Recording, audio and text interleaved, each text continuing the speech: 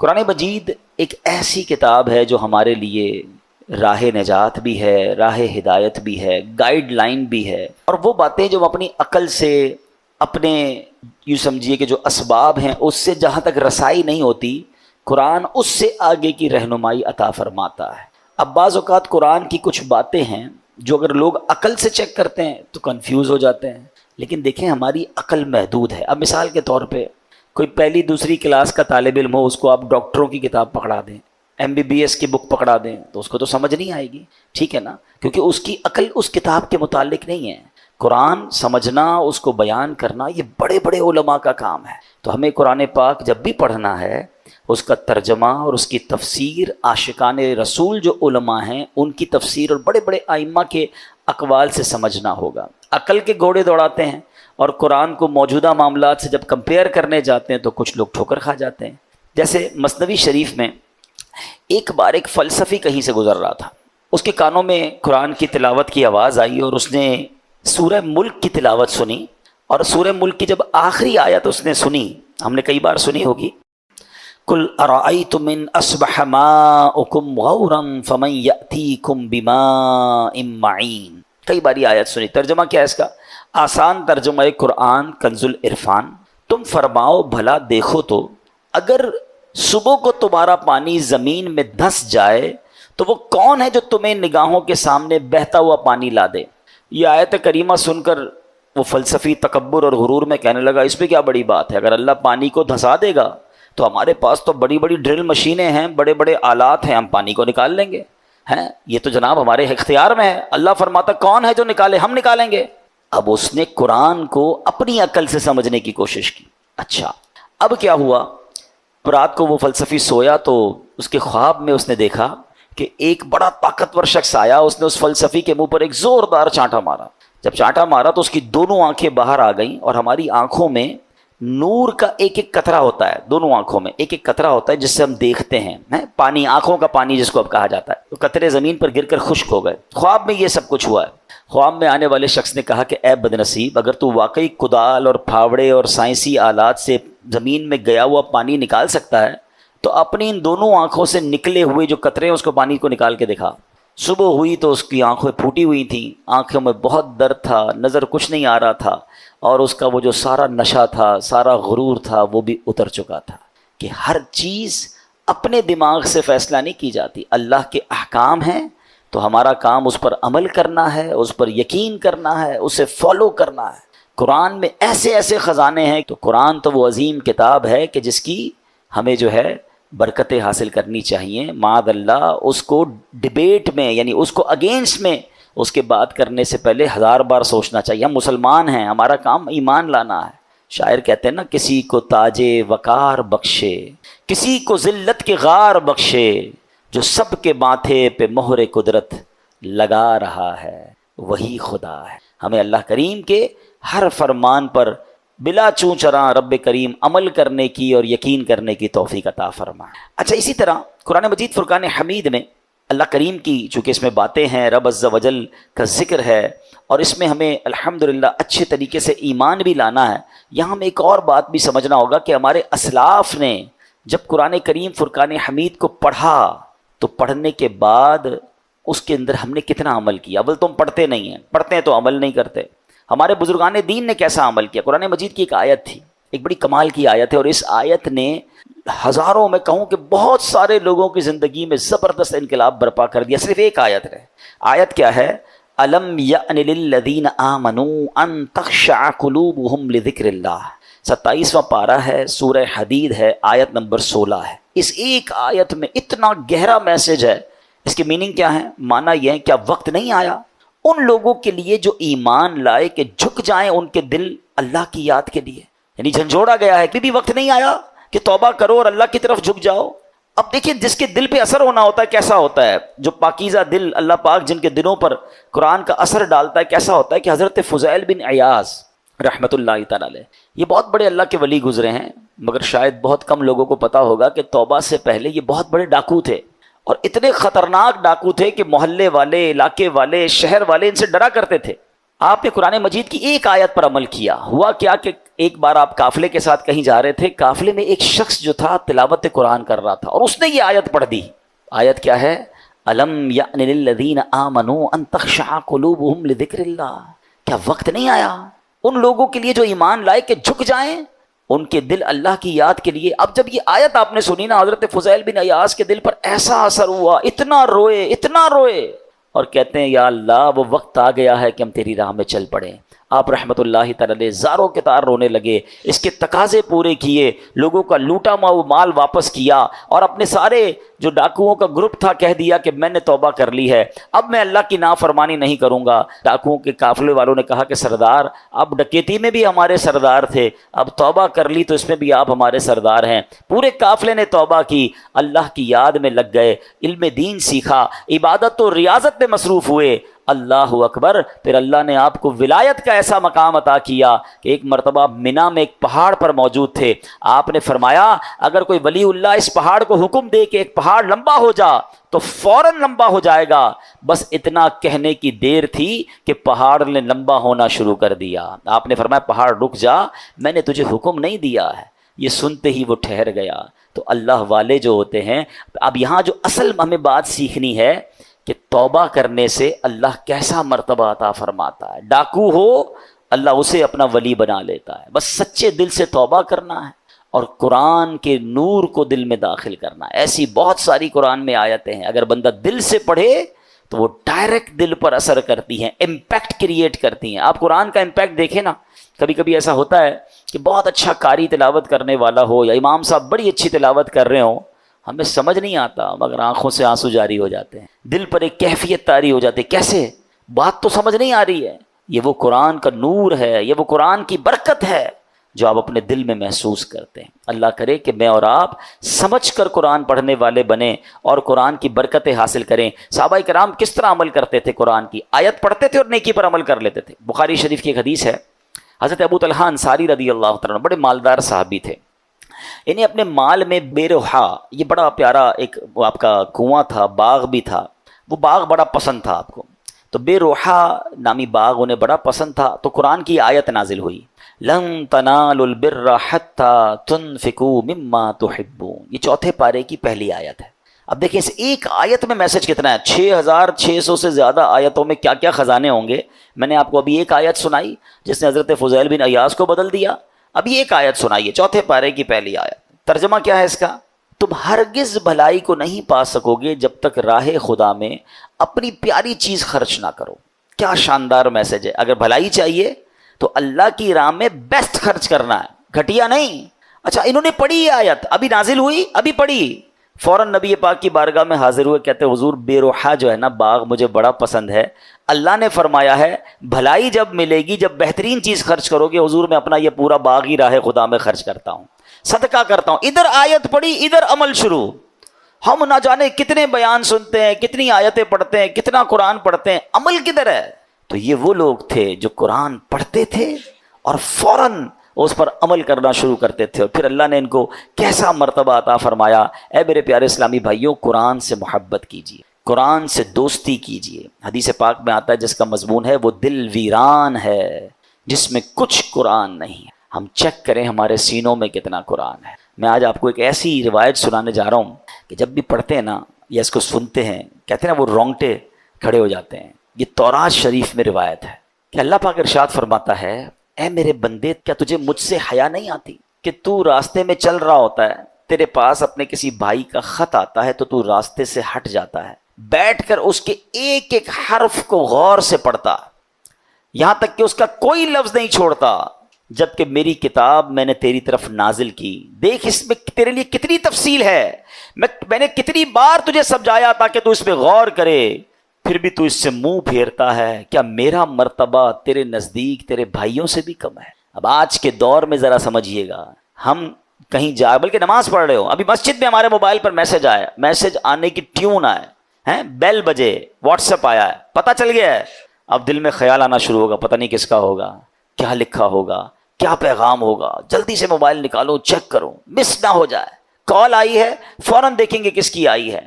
غور کیجئے، اللہ فرما رہا ہے کتنی حقیقت بات ہے. کہ ہم مسجد میں، نماز میں، سفر میں، ٹریول میں میسج آئے چھوڑتے نہیں. یہی تو بات تورات میں فرمائی نا کہ تیرے بھائی کا تیرے پاس خط آیا، پیغام آیا، تو اس راستے سے رک جاتا ہے، ایک ایک حرف بغور پڑتا ہے. اور میں نے جو تجھ پر کتاب نازل کی تیرے پاس اس کے لیے ٹائم نہیں ہے. کتنی ہدایت کی باتیں ہیں، کتنا تجھے اس میں سمجھایا ہے، کتنا تجھے بتایا ہے. پھر اگلا جملہ جو آخری جملہ ہے نا، وہ ہلا دیتا ہے کہ رب فرماتا ہے کہ میرا مرتبہ تیرے نزدیک تیرے بھائیوں سے بھی کم ہے، ہماری فیملی سے بھی کم ہمارے پاس اللہ کا مرتبہ ہو گیا. معاذ اللہ، فیملی کا میسج مس نہیں کرتے، باس کا میسج مس نہیں کرتے، دوستوں کا میسج مس نہیں کرتے ہیں. رات کو آدھی رات کو اٹھ کر بھی موبائل چیک کرتے ہیں. قرآن بھی تو میسج ہے نا، اور اللہ کا میسج ہے، راہ نجات ہے، راہ ہدایت ہے، کتنے خزانے ہیں ہمارے لیے. اچھا میں اور آپ واٹس ایپ پڑھیں، ہر واٹس ایپ پڑھنے کا تو ثواب نہیں نا. قرآن جتنا پڑھے ثواب ہے، ہر لفظ پر ثواب ہے. اور برکتیں کیسی ہیں، اللہ اکبر اللہ اکبر. ایک صحابی ہیں حضرت ثابت بن قیس، ان کا گھر جو ہے رات کے وقت ان کا گھر ایسے چمکتا تھا جیسے روشن چراغ چمکتا ہے. اس زمانے میں تو بجلی کا انتظام نہیں تھا، تو لوگوں نے نبی پاک سے تذکرہ کیا کہ حضور ثابت بن قیس کا گھر پورے محلے میں چمکتا رہتا ہے چراغ کی طرح. تو نبی پاک نے پتہ کیا فرمایا، ثابت بن قیس ضرور رات کو سورہ بقرہ کی تلاوت کرتے ہوں گے. صحابہ نے آ کے پوچھا کیا ایسا ہی ہے؟ کہتے ہیں ہاں میں روز رات کو سورہ بقرہ کی تلاوت کرتا. یعنی آپ غور کریں کہ قرآن پڑھنے پر ثواب، برکتوں کا نزول، فرشتوں کا نزول ہے، ہدایت الگ مل رہی ہے، گائیڈنس الگ مل رہی ہے. But we have no time to read Quran and have no time to understand Quran. لیکن جو میسیجز آ رہے ہیں، جو ای میلز آ رہی ہیں، جو واٹس ایپ آ رہے ہیں، سب پڑھ رہے ہیں، سب دیکھ رہے ہیں، مس نہ ہو جائے. کتنی بڑی بات ہے کہ اللہ کے پیغام کے لیے وقت نہیں ہے. ہم مسلمان ہیں، ہم کیا یہ جواب دے سکیں گے قیامت کے دن کہ اللہ بڑا بیزی تھا، ٹائم نہیں تھا، بیزی لائف تھی، فیملی لائف تھی؟ نہیں میرے پیارے اسلامی بھائی، اس کو محسوس کیجئے. اب میں ایک اور لاجک کے ذریعے سمجھاتا ہوں، پھر میں قرآن کی اس آیت کی طرف آؤں گا جو آج میرا ٹاپک ہے. اللہ کرے کہ قرآن سے محبت کسی طرح بڑھ جائے اور ہم روز قرآن پڑھنے والے بنیں. آپ میں سے بہت سارے مجھے ایسے چہرے نظر آ رہے ہیں کہ جو بزنس مین بھی ہیں، اپنے اپنے کاروبار میں باس کی حیثیت رکھتے ہیں، یا مینیجر ہیں، یا ایچ او ڈی ہیں. ہم کیا کرتے ہیں نارملی رات کو سونے سے پہلے ہم اپنے مینیجر کو، اپنے امپلائی کو کچھ میسیجز کرتے ہیں کہ بیٹا صبح اٹھ کے یہ کام کر لینا، یہاں سے چیک اٹھا لینا، فلاں فائل وہاں دے دینا، بینک میں یہ پیسے ڈلوا دینا. 5 7 8 کام دے کے آپ فری ہو گئے. آپ کو پتہ ہے اب جب میں اٹھ کر کھانا وانا کھا کے بریک فاسٹ کر کے آفس پہنچوں گا یہ سارے کام ہو گئے ہوں گے، کیونکہ اس کی ڈیوٹی یہی ہے. اب ایک دن آپ صبح اٹھے اور آپ نے فون کیا کہ میں نے آپ کو کام دیے تھے وہ سارے ہو گئے. وہ کہے کہ سر وہ آپ کا میسج نہیں سن سکا، مجھے بتائیں آپ کا کیا رپلائی ہوگا؟ اور اگر بڑے اہم کام، بڑے امپورٹنٹ کام آپ نے دیے ہوں اور وہ آپ کو یہ جواب دے دے کہ ٹائم گزر گیا بینک کا، وہ جو فیس جمع کروانے کا ٹائم تھا وہ ختم ہو گیا ہے، آج چالان جمع کرانے کی آخری ڈیٹ تھی وہ ختم ہو گئی، اور بندہ آپ کو جواب یہ دے میں نے سنا ہی نہیں آپ کا پیغام. بتائیں آپ کا کیا جواب ہوگا؟ آپ کتنا ناراض ہوں گے کہ تمہاری ڈیوٹی تھی، تمہاری تو جاب ہی یہی تھی کہ میرا میسج سنتے. تمہیں پتہ ہے کتنا نقصان ہو گیا، کتنا شاؤٹ کریں گے آپ، کتنا ناراض ہوں گے. آپ کا کوئی میسج نہ سنے آپ کو برا لگتا ہے. مجھے 40 سال ہو گئے، کسی کو 50 سال ہو گئے، کسی کو 30 سال ہو گئے اس دنیا میں آئے ہوئے، سب کے گھر میں قرآن ہے، سب کے گھر میں اللہ کا میسج آیا ہوا ہے. کیا آپ نے پڑھ لیا ہے؟ آپ نے سن لیا ہے؟ آپ نے سمجھ لیا ہے؟ سوچیں اللہ کی بارگاہ میں اگر اللہ ناراض ہو گیا تو ہم کدھر جائیں گے؟ نہ کریں ایسا. یا تو ایسا ہوتا نا کسی بھی چیز کا ٹائم نہیں ہے، سب چیزوں کا ٹائم ہے. سوشل میڈیا کا ٹائم ہے، فیملی کے لیے ٹائم ہے، کھانے پینے کا ٹائم ہے، نوکری کا ٹائم ہے، گھومنے پھرنے کا ٹائم ہے، دوستوں میں جانے کا ٹائم ہے. اب تو جم ٹائم نیا آ گیا ہے جناب، جم ٹائم ہے، واکنگ ٹائم ہے، سب ٹائم ہے آپ کے پاس. افسوس یہ ہے کہ قرآن ٹائم نہیں ہے. سوچئے یہ قرآن سے دوری اچھی نہیں ہے. آپ کو پتہ ہے جب میں اور آپ قبر میں جائیں گے نا سارے سافٹ ویئر آف لائن ہو جائیں گے، جتنے سافٹ ویئر ہم کھولتے ہیں نا قرآن قبر میں بھی آن لائن ہوگا. حدیث پاک میں آتا ہے سورہ ملک جو روزانہ رات کو تلاوت کر لے، یہ 30 آیتوں والی سورت وہ ہے جو قبر میں آ کر عذاب سے بچائے گی. مگر اس کا بھی ٹائم 6-7 منٹ لگتے ہیں سورہ ملک پڑھنے میں، لیکن اس کا بھی ٹائم نہیں. اچھا اگر میں قرآن نہیں پڑھ رہا، اب آپ اس کا امپیکٹ سوچئے گا. اگر ہم قرآن سے دور ہو گئے تو ہمارے بچوں کا کیا حال ہوگا؟ آہستہ آہستہ یہ نسلیں تو دور ہوتی چلی جائیں گی نا. اگر میرے بچے قرآن پڑھنے والے نہیں ہوں گے تو اینڈ آف دا ڈے مجھے ایصال ثواب کیا کریں گے؟ کیا سوشل میڈیا کھول کر ایصال ثواب کریں گے یا قرآن پڑھ کر میری قبر پر آ کر فاتحہ پڑھیں گے ایصال ثواب کریں گے؟ سوچئے، اپنے گھر میں یہ ماحول بنائیے، میں بھی قرآن پڑھوں، میری فیملی بھی قرآن پڑھے، انہیں نظر آئے کہ گھر میں قرآن کی تلاوت ہوتی ہے، پھر قرآن انڈرسٹینڈ کریں. اب تو بڑا آسان ہو گیا ہے. ہیں، اب تو اردو زبان میں ترجمے موجود ہیں، ٹرانسلیشنز ہیں ماشاءاللہ۔ دعوت اسلامی نے تو قرآن کو اتنا آسان کر دیا ہمارے لیے کہ ترجمہ قرآن اور پھر تفسیر قرآن صراط الجنان، یہ اتنی کمال کی قرآن پاک کی تفسیر ہے، ڈیٹیل تفسیر آسان اردو میں، پھر اس کی اپلیکیشن بھی بنا دی ہے، آپ سرچ بھی کر سکتے ہیں کوئی ٹاپک، کوئی آیت، کوئی موضوع، اور آپ کو اس کے تحت قرآن پاک کی تفسیر مل جائے گی، اپنے موبائل میں ڈاؤن لوڈ کر لیں، فری آف چارج ہے۔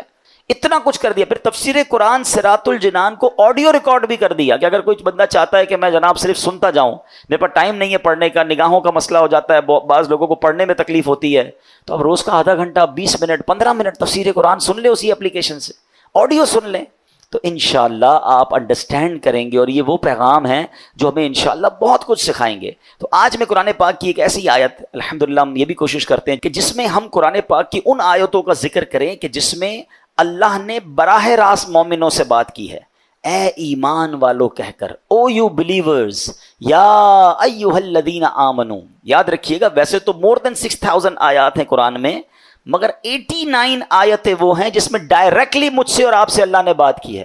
پیارے بھائیوں کم از کم وہ 89 آیتیں تو پڑھ لیں کہ اللہ نے مجھے کہا کیا ہے، حکم کیا دیا ہے، آرڈر کیا دیا ہے۔ اب انہی میں سے ایک آیت آج میں تلاوت کر رہا ہوں، یہ پارہ نمبر 4 ہے، سورہ آل عمران ہے، اور آیت نمبر 200۔ اللہ ارشاد فرماتا ہے، یا ایھا الذین آمنوا اصبروا وصابروا ورابطوا واتقوا اللہ لعلکم تفلحون۔ ترجمہ قرآن، اے ایمان والو صبر کرو اور صبر میں دشمنوں سے آگے رہو، اور اسلامی سرحد کی نگہبانی کرو، اور اللہ سے ڈرتے رہو اس امید پر کہ تم کامیاب ہو جاؤ۔ اس میں 2-3 بڑے پیارے میسج ہیں۔ اس آیت میں ارشاد فرمایا، اے ایمان والو نیکیاں کرنے، گناہوں سے بچنے کی مشقت، دنیاوی مصیبتوں اور آفتوں پر صبر کرو، اور جنگ کی سختیوں کے موقع پر صبر کرنے میں کفار پر غالب رہو، صبر و استقامت میں ان سے کمتر ثابت نہ ہونا، اور اسلامی سرحد پر اپنے جسموں اور گھوڑوں کو کفار سے جہاد کے لیے تیار رکھو، اللہ تعالیٰ کی اطاعت پر کمر بستہ رہو، اور تمام احوال میں اللہ تعالیٰ سے ڈرتے رہو، اور اس امید پر کہ تم جہنم سے نجات پا کر جنت حاصل کرنے میں کامیاب ہو جاؤ۔ اب یہاں میرے پیارے اسلام میں کچھ الفاظ کے ذرا تفصیل سے معنی۔ صبر اور مصابرہ کا معنی، صبر کا معنی ہے نفس کو اس چیز سے روکنا جو شریعت اور عقل کے تقاضوں کے مطابق نہ ہو، اور مصابرہ کا معنی ہے دوسروں کی ایذا رسانیوں پر، کوئی تکلیف پہنچائے تو اس پر صبر کرنا۔ یاد رہے صبر کی 3 قسمیں ہیں۔ نیکیوں میں صبر، جیسے بعض اوقات انسان نیکی کرتا ہے تو اس کو تکلیف ہوتی ہے، مشکل ہو رہی ہوتی ہے، فجر کے لیے اٹھنا ہے، نیکی کی دعوت دے رہا ہے تو کوئی مخالفت کر رہا ہوتا ہے، دین کا کام کر رہا ہوتا ہے تو رکاوٹیں آ رہی ہوتی ہیں، تو نیکی کرنے میں جو تکلیف ہو اس پر صبر کرنا، یہ ایک صبر کی قسم ہے۔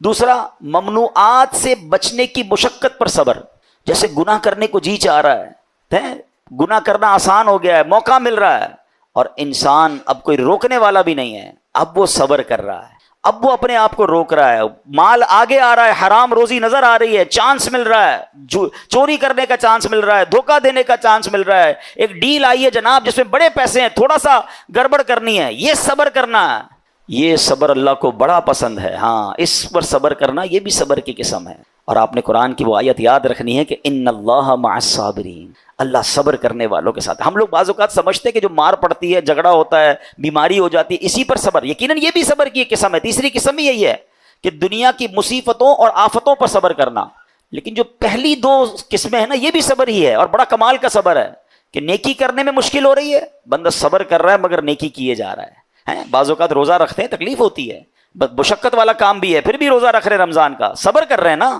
یہ بھی صبر کرنے والا ہے۔ گناہ کا موقع مل رہا ہے، گناہ نہیں کر رہا، رک رہا ہے، یہ بھی صبر کرنے والا ہے۔ تکلیف آ گئی، آفت آ گئی، مصیبت آ گئی، اللہ کی رضا پر راضی ہے، صبر کر رہا ہے، یہ بھی صبر کرنے والا ہے۔ اچھا، اب اس میں ورابطو، قرآن میں ایک اور لفظ ذکر ہوا اس آیت میں، اس لفظ کے مفہوم پر مفسرین نے کافی تفصیلی کلام کیا، جس کا خلاصہ یہ ہے کہ لفظ ورابطو کے 2 معنی ہو سکتے ہیں۔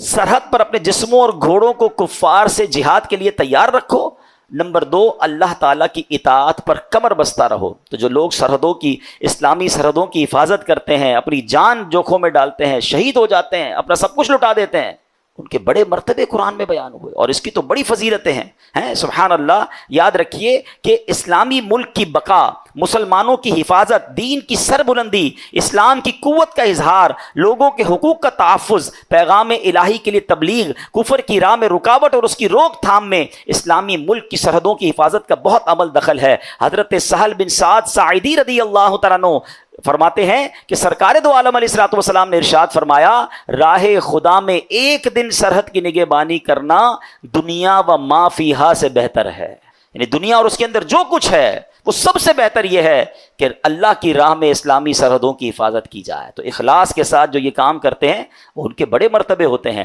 حضرت سلمان رضی اللہ تعالیٰ سے روایت ہے، نبی پاک علیہ الصلوۃ والسلام نے ارشاد فرمایا، ایک دن اور ایک رات سرحد کی حفاظت کرنا ایک مہینے کے روزوں اور قیام سے بہتر ہے۔ حفاظت کرنے والا اگر مر گیا تو اس کے اس عمل کا اجر جاری رہے گا اور وہ فتنہ قبر سے محفوظ رہے گا۔ تو یہ نصیب والوں کا حصہ ہوتا ہے۔ ٹھیک ہے، اب ہم نے دو باتیں اس آیت سے سیکھی کہ ایک صبر کرنا ہے، مصیبت آئے تو صبر کرنا ہے، نیکیاں مشکل لگ رہی ہیں پھر بھی نیکیاں کرنی ہے، فرض پورا کرنا ہے، صبر کرنا ہے، اور اسی طرح گناہ کرنے کا موقع مل رہا ہے، چانس مل رہا ہے، بڑھ کر گناہ آ رہا ہے، اپنے آپ کو روکنا ہے، صبر کرنا ہے، یہ سب صبر میں شامل ہے۔ اور پھر ہم نے اسلامی سرحدوں کی حفاظت کے بارے میں سنا۔ اسی طرح میرے پیارے اسلامی بھائیوں، نبی پاک نے ایک بار صحابہ کرام سے فرمایا، تمہیں ایسی چیز نہ بتا دوں جس کے سبب اللہ تعالیٰ خطائیں مٹا دے اور درجات بلند کرے؟ عرض کی حضور ضرور بتائیے۔ ارشاد فرمایا، جس وقت وضو ناگوار ہوتا ہے اس وقت وضو کامل کرنا، اور مسجدوں کی طرف قدموں کی کثرت، اور ایک نماز کے بعد دوسری نماز کا انتظار، اس کا ثواب ایسا ہے جیسا کفار کی سرحد پر حمایت بلاد اسلام کے لیے گھوڑا باندھنے کا ہے۔ یعنی کچھ لوگوں کو تو جہاد کا موقع ملتا ہے، اللہ ان کو سلامتی عطا فرمائے، مگر عام مسلمان جیسے ابھی کوئی اگر اسلامی سرحدوں پر ہمارے ملک میں کوئی ایسا معاملہ نہیں اور ہم نہیں جا پا رہے، تو یہ کتنی پیاری حدیث ہے کہ ایک نماز سے دوسری نماز کا انتظار کرنا، جب وضو مشکل ہو اس وقت وضو کرنا، سردیوں میں بعض اوقات وضو مشکل ہو جاتا ہے، مسجدوں کی طرف قدم رکھ چلنا، تو آقا فرماتے ہیں اس کا ثواب ایسا ہے کہ کفار کی سرحد پر حمایت بلاد اسلام کے لیے گھوڑا باندھنے کا۔ تو اے میرے پیارے اسلامی بھائیوں، قرآن پاک کی آیتوں میں ہم سب کے لیے بہت سارے میسج ہیں۔ آج بڑا مسئلہ یہ ہے کہ ہمارے اندر سے صبر ختم ہوتا جا رہا ہے، آج بے صبری کا دور ہے، چھوٹی سی مشکل آ جائے، چھوٹی سی پریشانی آ جائے، ہم شکوہ کرتے ہیں، ہم شکایت کرتے ہیں۔ یاد رکھیے، سب کو بتا کر صبر نہیں ہوتا ہے۔ بعض اوقات ہمارے ساتھ کوئی پرابلم ہو، پورے محلے کو بتایا، ارے بھائی بڑا مسئلہ ہے، کاروبار ڈاؤن ہو گیا ہے، طبیعت بالکل ٹھیک نہیں ہے، فلاں نقصان ہو گیا ہے، سب کو بتا کر آخر میں کہتے ہیں جناب میں تو صبر ہی کر رہا ہوں۔ یہ صبر نہیں ہے۔ صبر پتہ ہے کس کو کہتے ہیں؟ میں جانوں میرا رب جانے۔ ہاں، کسی کو پتہ نہ چلے۔ ہم ایک جملہ بڑا شوق سے کہہ رہے ہوتے ہیں، کافی لوگوں کے منہ پر یہ جملہ ایک محاورے کے طور پر آ گیا ہے کہ اللہ پاک آپ کو صبر جمیل عطا فرمائے، صبر جمیل پر اجر عظیم عطا فرمائے۔ ان کو کبھی روک کے پوچھے حضرت صبر جمیل کہتے کس کو ہیں؟ تو ہمیں شاید یہ نہیں پتا ہے، ہم شاید کسی جمیل بھائی کا صبر سمجھ رہے ہیں۔ یہ جمیل بھائی کا صبر نہیں ہے۔ صبر جمیل کی ڈیفینیشن لکھی ہے کتابوں میں۔ صبر جمیل یہ ہے کہ دو بندے ہوں، ایک پریشان ہے اور ایک بالکل خوشحال ہے، آپ کو دونوں کو دیکھ کر پتہ نہ چلے کہ پریشان کون ہے، میرا چہرہ بھی نہ بتائے۔ اچھا ہم زبان سے نہیں بتاتے، چہرے سے پتہ چل جاتا ہے، بھائی خیر تو ہے آج آپ کی طبیعت، آپ کا منہ اترا ہوا ہے، تو ہاں بس یار وہ فلاں مسئلہ ہو گیا، نہیں، کسی کو پتہ ہی نہ چلے۔ صبر یہ جو جس صبر کو سبحان اللہ جس کی برکتیں ہیں نا، پھر دیکھیں غیب سے کیسے مدد آتی ہے۔ وہ نعت کا شعر سنا ہوگا نا، کسی کا احسان کیوں اٹھائیں، کسی کو حالات کیوں بتائیں، تم ہی سے مانگیں گے تم ہی دو گے، تمہارے در سے ہی لو لگی۔ ہم کہ اچھا مجھے ایک بات بتائیں، میں اپنی بیماری کسی کو بتا دوں، کیا وہ علاج کر دے گا؟ میرا نقصان ہو گیا کاروبار میں، اس کو بتاؤں گا کیا پیسے دے دے گا؟ ملنا کچھ نہیں ہے، صبر کا ثواب جا رہا ہے۔ تو اللہ کرے کہ یہ بات سمجھ آ جائے کہ ہم پراپر صبر کرنے والے بنے۔ ہے بات بڑی گہری لیکن عقل مند لوگ پک کر لیں گے۔ حضرت رابعہ بصریہ رضی اللہ تعالیٰ عنہ نے بڑی ولیہ تھیں، بڑی کمال کی خاتون تھیں، ان کے قریب سے ایک شخص گزرا، اس کے سر پر پٹی بندھی ہوئی تھی۔ تو حضرت رابعہ بصریہ نے پوچھا کیوں پٹی باندھی ہے؟ کہتے ہیں سر میں درد ہے، بیمار ہوں اس لیے پٹی باندھی ہے۔ آپ نے پتہ کیا کہا؟ کیا کبھی صحت کی پٹی بھی باندھی تھی؟ اب یہ بات بڑی گہری ہے، یعنی ان کا کہنا یہ تھا کہ رب نے تمہیں اتنے دن تک صحت مند رکھا، کسی کو نہیں بتایا، آج تھوڑے دن کے لیے بیماری ہوئی تو پٹی باندھ کے سب کو بتا رہے ہو کہ اللہ نے بیمار کیا ہے۔ یہ بات سمجھنی ہے کہ ہماری پرابلم ہماری ہے، میرا رب اگر رب راضی ہے میری پرابلم پر تو میں بھی راضی ہوں نا، کیونکہ آپ حدیثیں تو پڑھیں کہ نبی پاک علیہ الصلوۃ والسلام کی حدیث پاک ہے جس کا مضمون ہے کہ اللہ پاک جس بندے سے محبت کا ارادہ فرماتا ہے اس پر آزمائشوں کی بارش بھیج دیتا ہے۔ اب بڑی اہم بات ہے کہ محبت بھی ہو رہی ہے اور آزمائشیں بھی آ رہی ہیں۔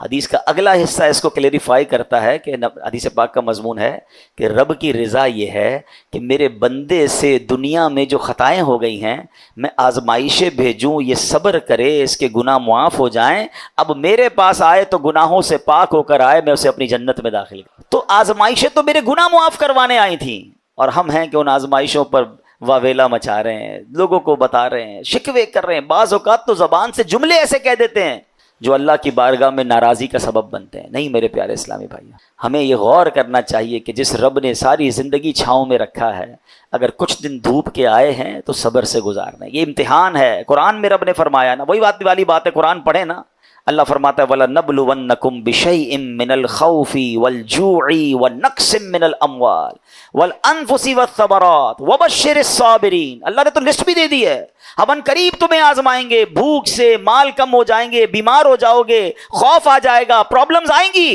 مگر آگے کیا فرمایا؟ وَبَشِّرِ الصَّابِرِينَ، خوشخبری ہے صبر والوں کے لیے۔